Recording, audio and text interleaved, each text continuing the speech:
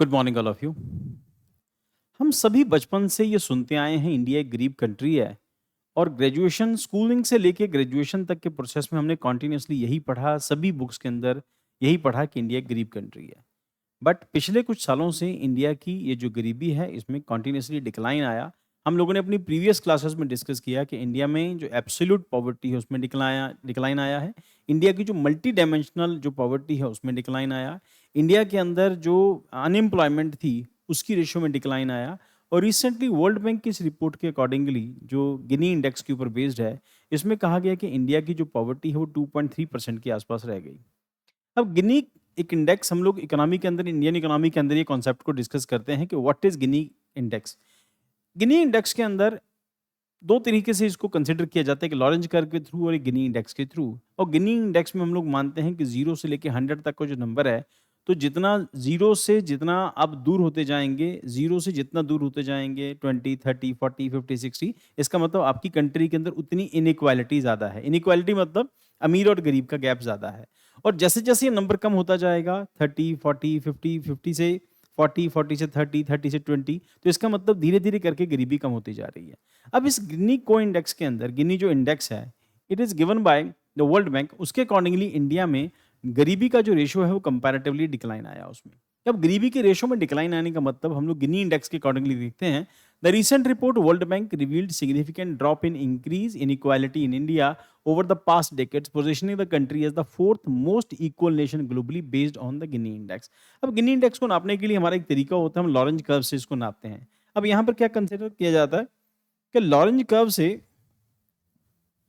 Lorentz curve के accordingly जितना हम लोग इस लाइन से दूर होते जाएंगे, ये लाइन एब्सोल्यूट इक्वालिटी की है, जितना इस लाइन से हम लोग दूर होते जाएंगे उतना इनइक्वालिटी बढ़ती जाएगी, यानी अमीर और गरीब का गैप बढ़ता जाएगा।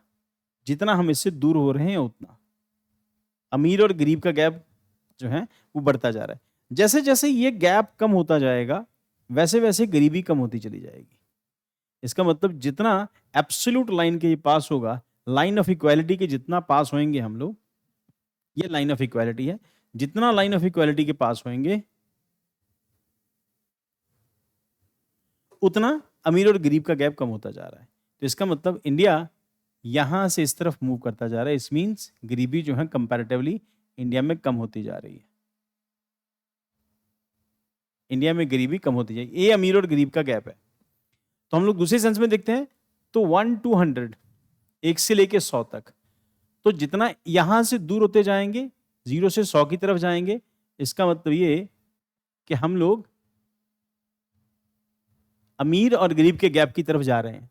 अगर 100 से हम लोग कम की तरफ आएंगे तो अभी 2016 तक इंडिया का रैंक जो था, इंडिया में 35.5% इंडिया का था रैंक। अभी ये कम होके 2024-25 में इट इज 25.5 के आसपास अभी ये पहुंच गया। तो 22-23 के अंदर, सॉरी 2.3%। अभी रिसेंट डाटा 22-23 का है, इसके अकॉर्डिंगली इंडिया का स्कोर जो है 25.5% है। इसका मतलब सिर्फ ये जो गरीबी है इंडिया के अंदर, इट इज जस्ट 2.5% के आसपास, 2.3% के आसपास इंडिया में गरीबी रह गई है। ध्यान रखना बेटा, गरीबी की बहुत सारी डेफिनेशन है, मल्टीपल डेफिनेशंस है। एक बहुत गरीब हम जिसकी बात कर रहे हैं वो एक्सट्रीम पॉवर्टी की बात करें, मतलब ये जो बीपीएल के नीचे हैं, बिलो पॉवर्टी लाइन, गरीबी रेखा से नीचे के लोगों की हम लोग बात करें। देखो गरीबी की तो बहुत सारी डेफिनेशंस हैं। अब इसके अकॉर्डिंगली जो एक सर्टेन अमाउंट, यानी 20-25 रुपए से ऊपर कमाने वाला आदमी, 1 रुपया भी ऊपर कमाता है, हम उसको गरीबी रेखा से ऊपर मानते हैं, यानी कि लाइन ऑफ पॉवर्टी से ऊपर मानते हैं, एब्सोल्यूट लाइन ऑफ पॉवर्टी से ऊपर मानते हैं। अब जैसे जैसे जैसे जैसे इनकम बढ़ती जाएगी वैसे वैसे जो गरीबी की डेफिनेशन में चेंजेस आते रहेंगे। देखो ये गरीब है, इसमें कोई शक नहीं है, तो 25 रुपए ज्यादा कमाने वाला आदमी, 24-25 रुपए डेली कमाने वाला आदमी गरीब ही होता है। बट ये कि एक पैरामीटर तो आपको रखना पड़ेगा ना, इसके नीचे के लोग जो है वो एब्सोल्यूट पॉवर्टी के अंदर आते हैं, उसके ऊपर वाले लोग हैं तो पुअर ही, इसमें कोई शक नहीं।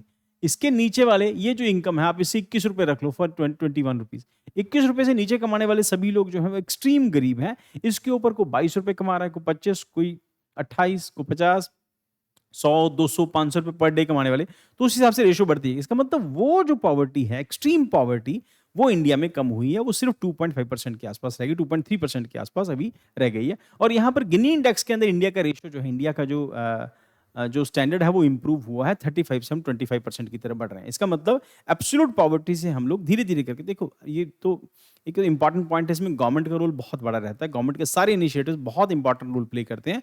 और जितने इनिशिएटिव्स हैं गवर्नमेंट के, हम लोग अभी डिस्कस करते हैं कौन कौन से इनिशिएटिव गवर्नमेंट ने स्टार्ट किए हैं।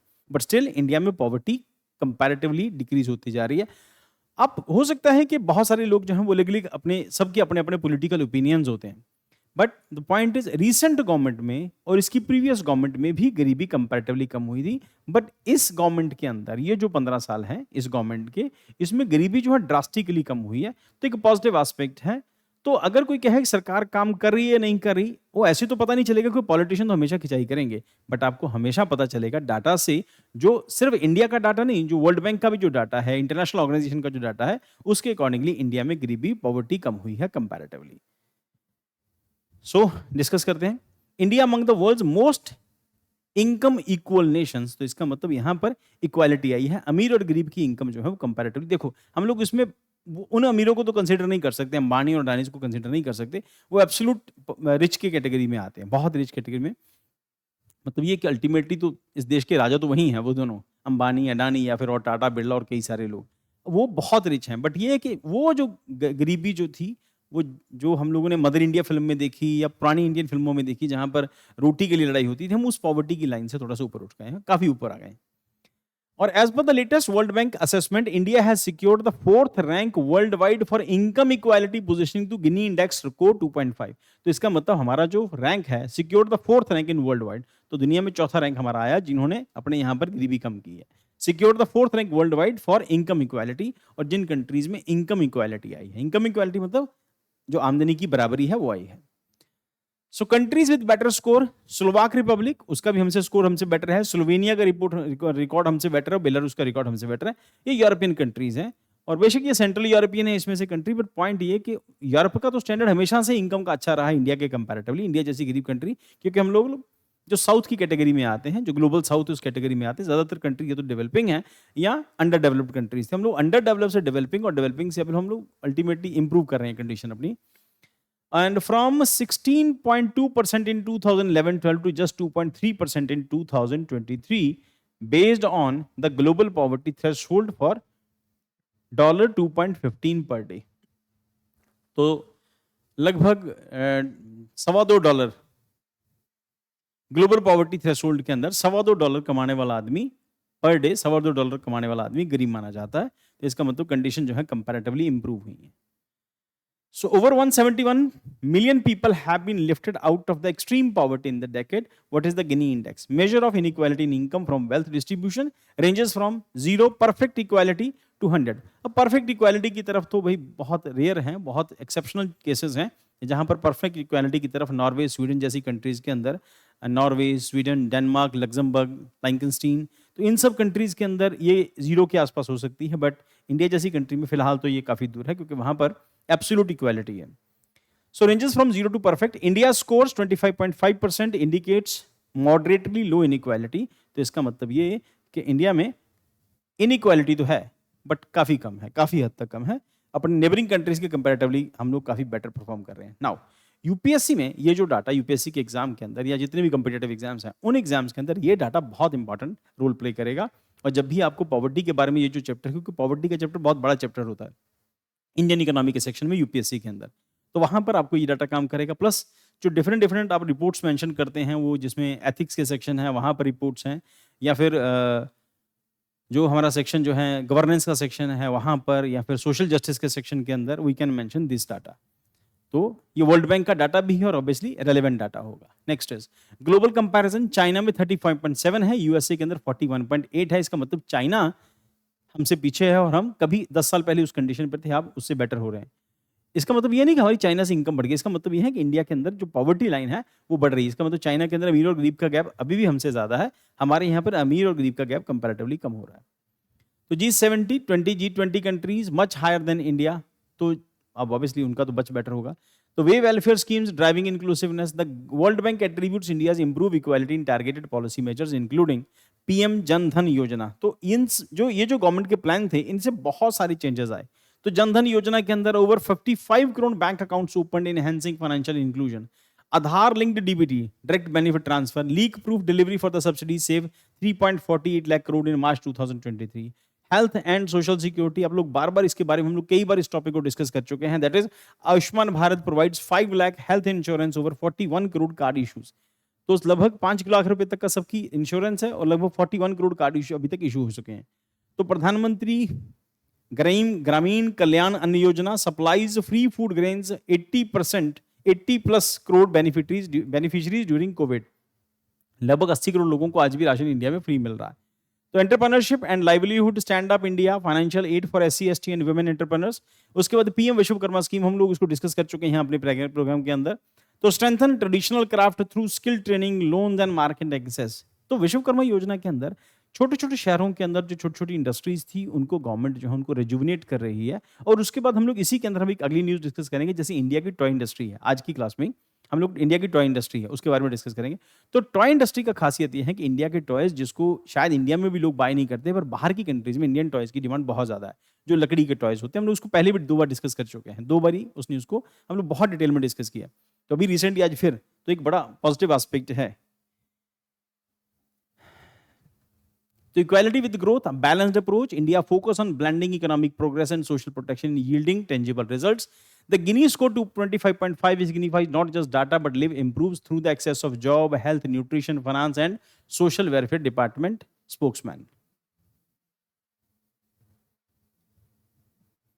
India's global standing. Among 167 countries, India is now the moderately low inequality bracket, shares company with advanced welfare states like Norway, Finland, Belgium, fast improving nations like Poland and USA. Share company with advanced welfare states like Norway, Finland, Belgium. तो obviously वो बहुत advanced economies हैं. And उसके बाद India's distinct path.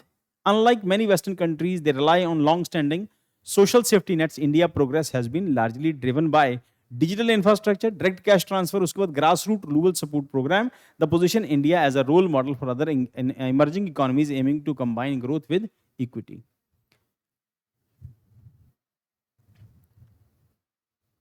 So यहाँ की class के लिए ये जो डाटा है हमारे लिए ये बहुत इंपॉर्टेंट है। और ये डाटा अलग अलग जितने जितने आपके जो प्रोग्राम्स आते हैं, क्योंकि मैं बार बार आप सब लोगों को से ही रिक्वेस्ट करता हूँ कि जब आप यूपीएससी की प्रिपरेशन कर रहे हैं तो आपको बार बार इनके नोट्स जो हैं वो सेपरेटली इनके नोट्स बनाने हैं। डिपेंडेंट मत रहना क्लास नोट्स के ऊपर, डिपेंडेंट मत रहना अपने प्रिंटेड नोट्स के ऊपर, क्योंकि जब तक आप हाथ से नोट्स नहीं बनाओगे ना, जब तक आपकी जो राइटिंग स्किल्स हैं वो इम्प्रूव नहीं होंगे और ना ही लंबे टाइम तक डाटा आपको याद रहेगा। नॉर्मली स्टूडेंट क्या करता है कि डाटा मिलता है उसको या नोट्स मिलते हैं, उसको स्टोर करके लिख लेता है, उसके दोबारा रख लेता है, तो उसको दोबारा कभी पढ़ता नहीं, उसके बाद उसका आउटपुट नहीं आता। तो बेटर है अपने हाथ से आप लोग अपने नोट्स बनाओ, आपको बहुत लंबे टाइम तक काम आएंगे। तो यहाँ के लिए इतना ही, नेक्स्ट सेशन में हम लोग कंटिन्यू करते हैं।